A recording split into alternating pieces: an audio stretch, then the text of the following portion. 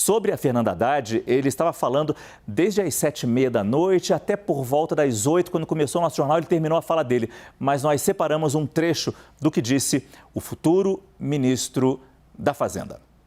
A Simone é uma política muito qualificada, é uma pessoa que sabe trabalhar em equipe, é uma pessoa, enfim, que estava concorrendo à presidência da República, né, de muita respeitabilidade. Eu não vejo nenhuma dificuldade em relação a isso. Muito pelo contrário, acho que é uma pessoa que somou durante a campanha, assim como a Marina. Eu fui patrocinador da aproximação do presidente Lula e da Marina, assim como ajudei a patrocinar a chapa com o Alckmin. Eu acho que a gente ampliar faz bem, não perdendo de vista o programa que foi... Haddad, essa questão dos bancos, você acha que impede ela? Essa questão dos bancos impede a Simone? Eu não obtive essa informação de que ela tenha pedido bancos públicos.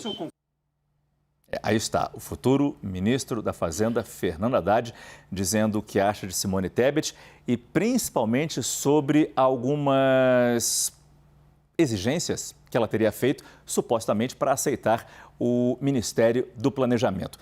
Quem tem detalhes para a gente sobre esses pedidos, acho que fica mais gentil assim, pedidos do que exigências, é claro. Sim. Senadora Simone Tebet, extremamente educada e gentil. É Fernando Nakagawa, nosso analista de economia. Você montou, inclusive, um organograma do que viria a ser esse Ministério do Planejamento na visão ou na vontade de Simone Tebet, claro, se ela vier a aceitar, se tudo der certo nesse convite que teria sido feito pelo presidente eleito Lula. Naka, boa noite. Muito boa noite, Márcio. Aparentemente, essa negociação sobre um Ministério do Planejamento um pouco maior, um pouco mais robusto, faz parte do contexto político ali de entregar ou de oferecer uma posição a Simone Tebet maior do que normalmente é o Ministério do Planejamento. O Ministério do Planejamento, Márcio, geralmente é uma cadeira um pouco mais burocrática, sem muita visibilidade, por exemplo, na mídia, porque se trata muito de assuntos internos do próprio governo, quanto dinheiro vai ser manejado pelos ministérios, pelas diferentes áreas e projetos. Mas, aparentemente, a negociação com a ex-senadora, ou a senadora, ainda senadora, parte para novas áreas. A gente separou aqui alguns dos itens, Márcio, que devem ficar, de fato, no Ministério do Planejamento, mas áreas novas também. Então, a gente começa aqui com o Ministério do Planejamento, em azulzinho, as áreas que são tradicionalmente desta pasta. É o ministério que, antes desta fusão do atual governo, cuidava, por exemplo, do orçamento federal, da gestão dos recursos do próprio governo e também da avaliação de políticas públicas. Isto tudo é muito a cara do Ministério do Planejamento. Como eu disse, uma área mais discreta. Mas aqui em verdinho são os itens que estariam sendo negociados, que estão sendo negociados neste momento em Brasília. A inclusão, por exemplo, do Programa de Parcerias de Investimento, o PPI, e também as estatais, duas delas, o Banco do Brasil e a Caixa Econômica Federal. Aqui está tudo em verdinho porque são de outras áreas atualmente. Os dois bancos são do Ministério da Economia, iriam para o Ministério da Fazenda, e o PPI ficaria na Casa Civil de Rui Costa. Então, são áreas novas neste ministério. E aí, um item importante, Márcio, a avaliação de políticas públicas é uma área bastante importante. Há a percepção de que hoje, nos quadros do PT, da área econômica, não há um nome conhecido ou que muita experiência, tradicionalmente ligado à avaliação de programas, por exemplo, do Bolsa Família.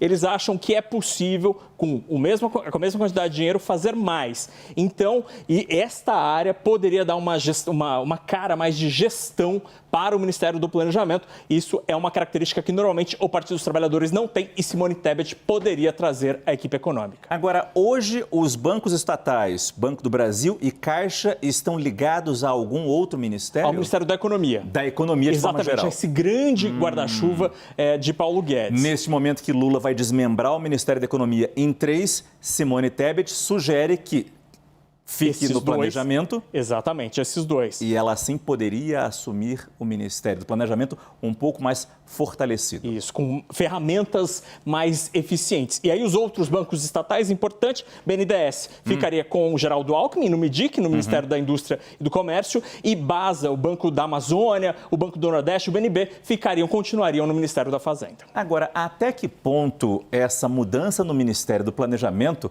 conseguiria mudar também ou atenuar as diferenças de personalidade entre os dois? Fernando Haddad, que é petista, é histórico petista, da linha mais desenvolvimentista, alguns podem vir a dizer, a gente vai ter que ver na prática, quando ele assumir o Ministério da Fazenda no dia 1º de janeiro, como ele vai se comportar à frente do Ministério. Mas Simone Tebet, ela tem uma fama de ser mais liberal, não tão desenvolvimentista, como a gente vê arraigado, forte, numa característica do Partido dos Trabalhadores.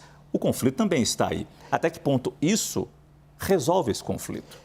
Pode dar mais equilíbrio, talvez, Márcio. Você conseguiria ali um equilíbrio entre economistas mais ligados ao Partido dos Trabalhadores, históricos à esquerda, por exemplo, no Ministério da Fazenda, enquanto uma pasta que passaria a ser mais importante, o Ministério do Planejamento, com um nome mais liberal, com um perfil mais liberal, além do MIDIC, do Ministério do Desenvolvimento, Indústria e Comércio, que ficaria com Geraldo Alckmin. Então, você teria dois nomes da equipe econômica mais liberais, Alckmin e Tebet, e do outro lado, o Ministério da Fazenda, que esse sim é mais poderoso, por ele mesmo, né, individualmente, com o Fernando Haddad. Então, seria uma tentativa de fazer algum equilíbrio de forças nessa história. Já que a gente está falando tanto de Fernando Haddad e Simone Tebet, eu acho que é importante a gente tentar voltar agora com o nosso repórter Leandro Magalhães, não sei se o som dele já está conectado, para a gente voltar a conversar com o Leandro e saber dele as informações sobre esse dia de Simone Tebet e, claro, essas negociações, se ela vai ou não para o Ministério do Planejamento, por exemplo. Leandro, boa noite. Agora acho que vamos te ouvir bem. Boa noite, Márcio. Feliz Natal um pouco atrasado para vocês, tá bom? Agora sim, Márcio, a senadora Simone Tebet, por sinal, ela vai chegar por volta das 11 horas da noite aqui a Brasília e amanhã terá essa conversa com o presidente eleito Luiz Inácio Lula da Silva. Você havia me perguntado qual seria essa condição para poder assumir o Ministério do Planejamento. O NACA já havia adiantado aí. Seria uma lista que incluiria sob o poder do Ministério do Planejamento os bancos públicos, o NACA falou Banco do Brasil e Caixa Econômica Federal, uma reforma administrativa, aí caberia o Congresso Nacional também, e o PPI, que é o Programa de Parcerias de Investimentos, e a indicação de um conselheiro para o BNDES, que é o Banco Nacional de Desenvolvimento Econômico e Social. Essa é uma apuração, por sinal, dos nossos analistas Raquel Landim, Gustavo Uribe e Thaís Herédia. A senadora Simone Tebet também foi aconselhada a solicitar a Lula uma espécie de carta branca para a função, ou seja, de que as decisões dela não sejam contestadas pela cúpula nacional do Partido dos Trabalhadores. Agora, existem resistências entre membros do PT que defendem que o PPI, por exemplo, fique a cargo da Casa Civil, que estará com Rui Costa, e que os bancos públicos sejam de responsabilidade do Ministério da Fazenda, como o NACA havia orientado aí.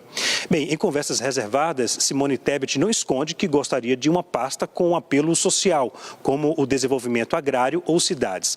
No entanto, Márcio, para membros do MDB, a tendência é a de que o Ministério das Cidades fique com a bancada do partido na Câmara dos Deputados e o desenvolvimento agrário com a ex-presidente da Caixa Econômica Federal, Maria Fernanda Coelho. Eu volto ao estúdio com vocês. Muito obrigado, Leandro Magalhães, que falou com a gente ao vivo de Brasília. Fundamental ter o NACA ainda no nosso estúdio, já que a gente fala tanto de Banco do Brasil, Caixa, a gente tem que saber como é que ficaram as ações desses bancos estatais nesse momento que eles estão sendo envolvidos nessa negociação de nomes para os ministérios. É bom ou ruim? Pois é, então, esta é uma pergunta interessante, porque hoje o Banco do Brasil se destacou de maneira curiosa, mais positivamente que os bancos concorrentes. A gente tem os números aqui, Márcio. A gente começa falando do Banco do Brasil, ele caiu um pouquinho, 0,14. É quase estabilidade, especialmente quando a gente compara com os grandes concorrentes. Por exemplo, o Itaú Unibanco e Bradesco caíram 2%, 2,5%.